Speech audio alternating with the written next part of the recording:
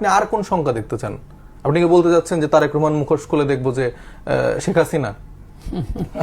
এই এত ড্রামা তো আমরা নিতে পারতেছি। সনদের যে নীতিগুলো রয়েছে সেগুলো যদি বাস্তবায়ন করে, আর আইনটা যদি গণভোট যে অধ্যাদেশ, এটি তো গণভোট হয়ে গেছে, এইটি বাতিল হলে কি কোনো ক্ষতি আছে যদি সংক্ষেপে বলতেন? হ্যাঁ, ক্ষতি আছে তো। আপনার এই একটা জায়গা থেকে বাতিল করে আপনি দেখবেন যে আস্তে আস্তে আরো বাকি জায়গাগুলোতে টাচ করবে। ওই সংখ্যা থেকে আপনি এখনো কেন সংখ্যা বলেন? আমরা যেটা ইলেকশনের আগে যে সংখ্যাগুলো বলতাম সেটা এখন আপনি বাস্তবে দেখছেন না। আচ্ছা, এগুলোই তো আমরা বলছি যে তারা প্রতারণা করবে। 90-এর উদাহরণ টেনে আমরা বলতাম যে বিএনপি ওই 3 জোটের রূপরেখার মতো করে প্রতারণা করবে, তারা তো করতেছে। এখন আপনি আর কোন সংখ্যা দেখতে চান? আপনি কি বলতে যাচ্ছেন যে তারেক রহমান মুখোশ খুলে দেখবো যে শেখ হাসিনা? এই এত ড্রামা তো আমরা নিতে পারতেছি না। কারণ ভাই আমরা তো রাজপথে লড়াইটা করছি। মানে অনেকে বলবে যে এত আবেগ দিয়ে দেশ চলবে না, এত আবেগ দিয়ে আপনার প্রশাসন চলবে না, কিন্তু ভাই আবেগ দিয়ে তো আসলে শেখ হাসিনাকে আমরা সরাইছি।